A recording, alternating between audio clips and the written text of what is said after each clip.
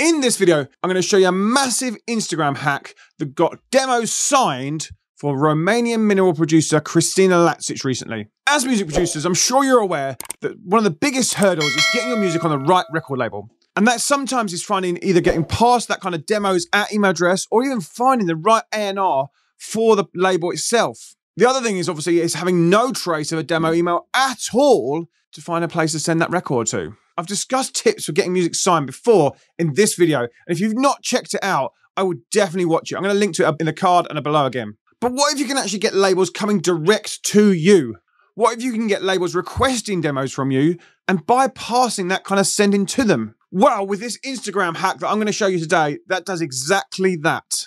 We're going to use Instagram and content to get you directly networking with the label. This is what my course member, Christina Latsic, did recently to get one of her demos signed to her target label. We're going to chat through today her method and the steps involved to doing it. Christina has been signed to Crosstown Rebels label Rebellion. She's also been playing gigs across the world from places like High in Ibiza, Exit Festival, to tours across India. She's had a crazy mad year. And that's all since she became a member of my course, The Artist Blueprint. The course covers getting music signed, building your Spotify, building content, growing your Instagram, and so much more.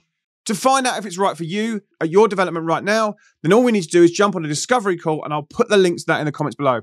Okay, so Christina followed these tips on Instagram to get these demos signed. Number one, she tuned up her account. What do I mean by this? If you want to tune anything on Instagram, you need to tune up your Instagram account. So when people land on that account and land on that profile, they know exactly what they're going to get and they know exactly how to find more information from you. Get your bio singing. Fill it with information that's actually impactful to you as an artist. Whether you're a DJ, producer, labels you've been on, how to book you as a DJ, releases you've got coming out. All of these words are searchable, and even things like putting the DJ producer in the title, or even being a bit more niche and putting the genre of that you play and the music you play in either the bio or in your namespace, because that's all searchable within the Instagram SEO. Another thing to do is make sure your profile is clear. Make sure your profile picture, you can see your face.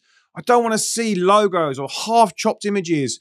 Your picture where it's blended into the background. Make sure you pop. This is going to do 2 or 3 things. When you land on your profile, you're going to see you and see you clearly. But also, when you're in the comments and you're commenting on other people, you'll see your picture come up clearly and you'll get recognized for that profile picture. All of these steps are going to make you look more professional, which is what you want to do, right? Maybe let's look at Hannah Once as an example. Let's bring her page up. Hannah's got a strong profile picture, great colors. She's even got a tiny bit of branding in there with the H and the Once, but it's a strong image. When you see her in the comments, when she's commenting on clubs and festivals, or in other DJs, you can see it's her. There's also no clutter in the background, it's just her. Let's look at her bio. DJ producer is searchable.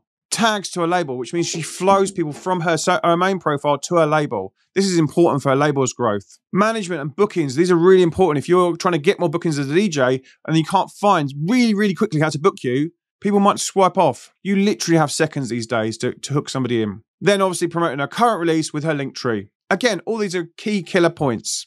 All this information can make you look more professional when that label comes into your profile, which we're going to talk about in point 3. Number 2, posting regular content in your music niche. This step is pretty contentious and some of you might not agree with it, but it definitely leads into point 3. I definitely feel that you have to build content strategy around yourself before you start pitching music, before you start building those numbers. The first thing to do is write the music, then build a content strategy that sort of builds you up and builds your profile. So then when you start pitching to labels, those labels are going to see what you're about. And you can do this before you even start getting releases by posting content that's in your music niche. And that basically looks at what music you're playing, what music you're into, what music you grew up on. All these little things, they're going to help build an audience around the music you're about. And yes, your music should be signed by a label because it's great music, but there are so many other factors with certain labels these days. Some labels will definitely sign just from listening to a demo, but others have got to sell these records. And depending on the size of the label, and depending on who's in charge of the label, depends on who's at the front of the label, all these have different factors. And all these factors should be considered when you're trying to send the music to a label. The other thing is you don't specifically know what a label is looking for. So by ticking the boxes at the start, you're kind of covering yourself up. The other way is obviously to just blast demos out there and see if they sign them. Hit and hope approach. I always think put your best foot forward when you're coming to demos. Make sure it sounds the best. Make sure you look the best online. Because if these labels are looking at you, this could be the make or break deal. And yes, it shouldn't be, but let's face it, it is these days. If your label, your dream label, is one of these labels that looks at Instagram profiles and TikTok profiles, then do you want to put them off because you haven't put the effort in? If you've made this absolute banger and they look at these things, you could put them off without putting the effort in, and that banger could go missed, which would be a massive shame for the music industry. If you're a smaller artist, so you're getting started, there are definitely labels that will take on smaller artists because they have the weight and the kind of channels to push your music to the next level. So it won't matter as much. You won't know that when you're sending them the demo. Most labels are going to need to sell that music to editors on Beatport and editors on Spotify to get those placings on the carousels, on the front pages of things, or in playlists. And they will sell them on your social numbers and your social reach and previous things you've done. They will be speaking to Spotify about extra support, and all these little factors are all included. And this major platform support could be the make or break of a record. And it could mean that you cut through the noise being on certain playlists. So build a content plan. Have a strategy for your content. Don't panic and post. Sit down and plan first. This is a lovely analogy that Pete Griffiths came up with when he was interviewing me on their alumni series. And I'm now adopting it because I absolutely love it. And it represents exactly what I think. Spend that time working out your content strategy. If you think, oh no, I need to post, this normally ends up with the worst results when it comes to content. You don't keep the narrative of your page, and you don't kind of keep a flow of content properly. Make sure there's plenty of DJ content in there. If you want to be a DJ and you want more gigs, make sure you cover off the two pools of audience when it comes to potential new fans. And this is other producers and other dance music fans. I spoke about this last week in my audience video. Did you watch it? I'll link to that below. Thanks to the pandemic, it's completely acceptable to have content of you filming from home, raw and unedited content, made at home, on the fly, or chopped up from live streams. Okay, number 3, this is the key step. Build a content series for yourself. Okay, so you're starting to plan out your content, and building a content series is something that Christina Latsich did. Let's have a listen to how she did it and how she got that demo signed. That's another thing that it came also thanks to the course. So if you see behind me, there is this kind of light. Yeah. Again, so I have my turntables and the mixer, and I have created this kind of vinyl pick of the week format where basically I explore labels that I like, mainly vinyl only labels, or producers that I like. So I would show videos. Of course, now reels are very short. So I would show parts of videos on me performing and playing on vinyl music from these specific labels or specific artists. Just as an example, I actually started posting about this label called Bondage Music. They are label from Germany, very respected. They released a lot of artists I love, like NTFO, Mihai Popoviciu, like, just to name a couple.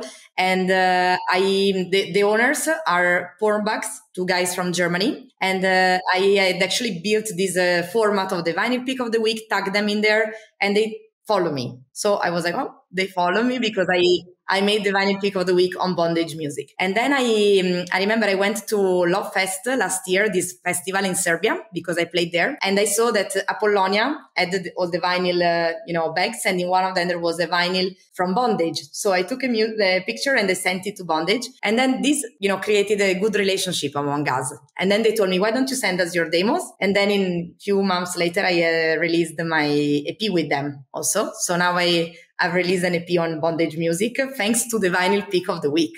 If you think about it. That's so sick. That's so sick.